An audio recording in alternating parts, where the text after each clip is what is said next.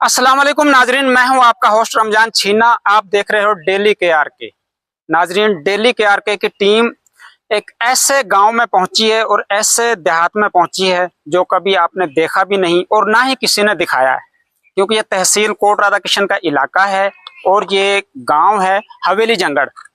इसमें ऐसी ऐसी शख्सियात मौजूद हैं, जब आप उनके नाम सुनेंगे तो दंग रह जाएंगे। वो शख्सियात कौन सी हैं? सरदार आमीन डोगर, जो इसी गांव के रिहायशी हैं। सरदार नजीर डोगर, जो अल्लाह ताला को प्यारे हो चुके हैं। सरदार मोहम्मद सलीम डोगर साहब, और इसके अलावा दूसरे हमारे दोस्त अहबाब भी यहाँ पर खड़े हुए हैं। उनके नाम मुझे मालूम नहीं है, लेकिन अच्छे दोस्ताना ताल्लुकात हैं। तो उनको पता चला कि डेली के आर के की टीम यहाँ पर दौरा करती है और अपने मसाइल दिखाती है, इलाके के मसाइल दिखाती है। तो मेरे दोस्तों ने मुझसे रिक्वेस्ट की कि आप हमारे गांव में भी आएं और हमारे गांव के भी मसाइल बताएं। तो यहाँ पर हमने सोचा चलो ठीक है, हमारे दोस्त हैं, हमारे करीबी दोस्त हैं, तो हमारा जाना बनता है। और आज हम उनके पास पहुंचे और हमें देखकर बहुत खुशी हुई। सरदार अमीन डोगर जो यहाँ की जानी पहचानी शख्सियत है, उनका अपना एक नाम है और इलाके में उनका बहुत ज्यादा नाम है, क्योंकि उन्होंने 4 दफा इलेक्शन जनरल कौंसलर का लड़ा और 4 मरतबा ही बिला मुकाबला कामयाब हो गए। जैसा कि पिछले प्रोग्राम में हमने आपको सामने जिक्र किया था, चौधरी शहबाज रफी जो यूनियन काउंसिल 120 छीना उतार से इलेक्शन लड़ते हैं और हर दफा ही कामयाब हुए, ऑलराउंडर खिलाड़ी थे। लेकिन सरदार अमीन डोगर जो यहाँ की शख्सियत हैं, वो उससे भी ज्यादा ऑलराउंडर खिलाड़ी हैं, जो 4 दफा कामयाब हो गए, बिला मुकाबला कामयाब हो गए, क्योंकि उसके मुकाबले में कोई भी उम्मीदवार नहीं आया। अगर अच्छी शख्सियत है, बेहतरीन शख्सियत है, तो मुकाबले में नहीं आया और कामयाब होते चले आए। तो उन्होंने आजाद उम्मीदवार की हैसियत से भी चेयरमैन का इलेक्शन लड़ा था, लेकिन कामयाब नहीं हो सके। तो इंशाल्लाह जिद्दोजहद जारी है। तो हम सरदार अमीन डोगर साहब से बात करेंगे उस हवाले से जो इस गांव के मसाइल हैं, जो अभी तक हल नहीं हुए और हल होने चाहिए। जी सरदार साहब, अस्सलाम वालेकुम। जी वालेकुम अस्सलाम। क्या हाल है सरदार साहब आप? जी बिल्कुल ठीक जी। सबसे पहले तो मुझे बहुत खुशी हुई से आपसे मुलाकात हुई है। जी जी। तो आपके इलाके के क्या मसाइल हैं जो अभी तक हल नहीं हुए? मेरे इलाके के ये सबसे ज्यादा मसाइल तो मेरे ये सड़क के हैं, जो जवार सिंह वाला चौक से इधर मेरे गांव में आती है, तो वो सबसे ज्यादा ये है। और बाकी जो गांव का काम है वो भी आस्ता आस्ता पहले कुछ हुआ है, मलिक रशीद अहमद खान साहब ने करवाया है, तो अब भी मैं उनके पीछे हूँ। लेकिन मुझे जब आपका पता चला तो फिर मैंने कहा कि मैं उनसे जाके मिलूं, और आप आज इधर आए हैं तो आप मोस्ट वेलकम। मुझे बहुत खुशी हुई। सही।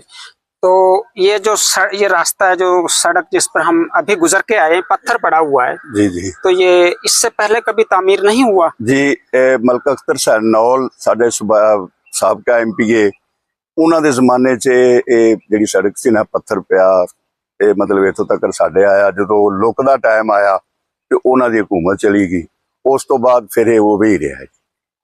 तो किसी ने वादे भी नहीं किए कि हमने... देखें, जो सियासी आता है वादा तो करता है ना, वादे तो सब ने किए हैं, लेकिन अभी तक इस वादे पे कोई आदमी पूरा नहीं उतरा।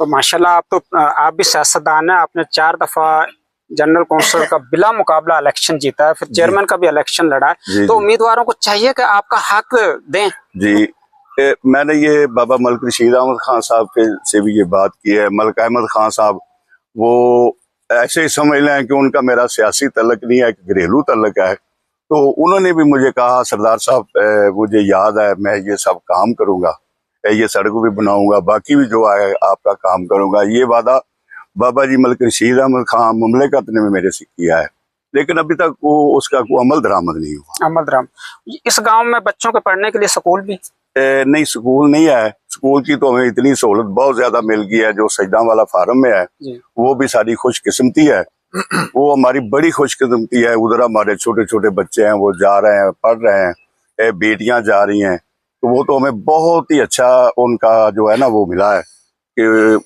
वो देखे ना, उनकी तालीम है, इतनी फीसें, ये वो तो जिम्मेदार आदमी अफोर्ड ही नहीं कर सकता। तो वो अल्हम्दुलिल्लाह वो तो स्कूल वाला या कॉलेज वाला वो तो हमें बेहतरीन मौका मिला है।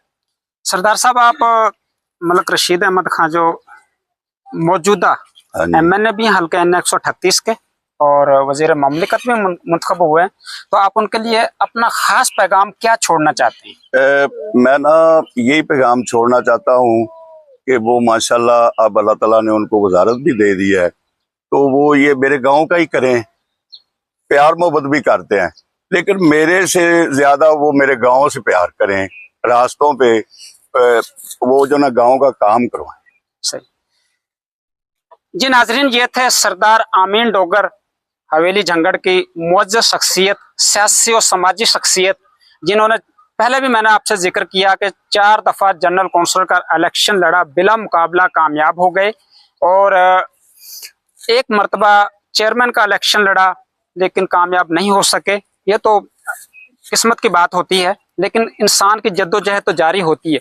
लेकिन उनका कहना है कि मैं पाकिस्तान मुस्लिम लीग नून का वोटर भी हूँ, सपोर्टर भी हूँ, और ख़ास तौर पर मलिक रशीद अहमद खान जो इस हल्के NA 138 के MNA भी हैं और वजीर भी मुंतखब हुए हैं, और उनको मैं अपना ख़ास तौर पर यह पैगाम देना चाहता हूँ कि मेरे गांव के जितने भी तरक्याती काम हैं, सड़क से लेकर नालियाँ, सोलंग वगैरह लगाई जाएं, क्योंकि लोग मुझसे पूछते हैं कि आप सियासत से भी तल्लक रखते हैं और इलेक्शन भी लड़ते हैं, लेकिन आपके काम अभी तक मुकम्मल नहीं हुए, ये क्या वजह है?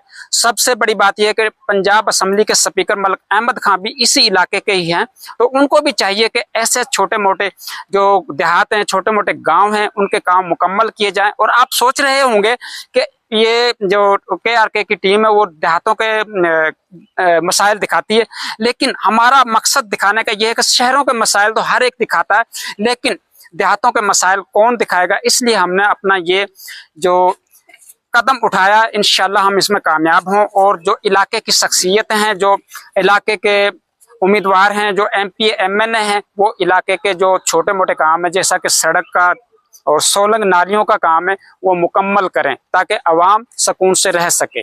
जी।